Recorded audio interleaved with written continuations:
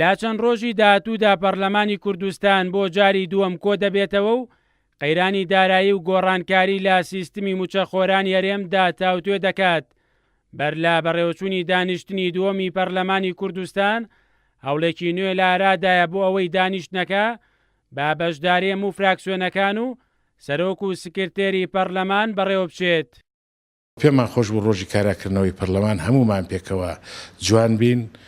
بەڕێز دکتۆر یوسف کۆبنەوەکەی بەڕێوە بردایە، برادرانی کۆمەڵ بەهاتنایە و هەمومان لەسەر پرسە چارەنووسازەکانی گەلی کورد قسەمان بکردایە و ئێستاش کە لە کۆبنەوە یەکەمدا بەشداری نەبووین هەوڵی باش هەیە بۆ ئەوەی لە کۆبنەوەی دووەم و سێمدا پەرلەمان جوانتر و باشتر و یاساییتر کۆبنەوەکانی خۆی ڕێکخا. ئێستا لە گفتوگۆی دانانی کاتەکەین و لە مناقەشەی ئەوەین کە جاریش تریش لەگەڵ هێزە سیاسەکانی تر و بەتایبەتی لەگەڵ بزوتنەوەی گۆڕان و لەگەڵ کۆمەڵی ئیسلامی مناقەشە بکەین کام کۆبنەوەی ئایندا ئەگەر لە ماوەزوودا بکرێت لەسەر بودجە و موچەی خەڵکە حەقا هەمومان بەشداری بکەین. دووەم دانیشتنی پەرلەمانی کوردستان لە کاتێکدا بڕیارە بەڕێوە بچێت هێشتا ڕوون نییە فراکسیۆنەکانی گۆڕان و کۆمەڵی ئیسلامی بەشداری دانیشتنەکە دەکەن یان نا.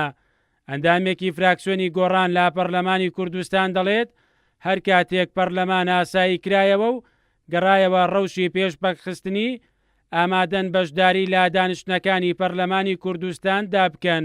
دەمانەوێت کە پەرلەمانی کوردستان ئاسایی بکرێتەوە و ئێمە سوورین لەسەر ئەو پێنج خاڵەی کە لە جواتی نیشتیمانیەوە دەرچووە و پەرلەمانی کوردستان چۆن ئاسایی دەکرێتەوە یەکەمین خاڵ دەبێ بتوانێت دەورە تەشریعیەکەی خۆی ببینێ. ئەویش پێویستی بەوە هەیە کە یاسای سەرۆکایەتی هەرێم کە کڕۆکی کێشەکانە لە هەرێمی کوردستاندا ئێمە هەمواری بکەین و چارەسەرێک بۆ ئەو بۆشایە یاساییە لە هەرێمی کوردستاندا بدۆزرێتەوە و هەروەها پەرلەمانی کوردستان بتوانێت دەورە ڕقابیەکەی خۆشی ببینێ. هەر کاتێ زەمانی جێبەجێکردنی ئەو پێنج خاڵە بدرێت ئێمە دەگەڕێنەوە. ئەگەری گرێدانی دووەم دانیشتنی پەرلەمانی کوردستان هاوتەری بە لەگەڵ ئەو بۆچوونە جیاوازانەی کە لەسەر یەکەم دانیشتنی پەرلەمان دروست بووە.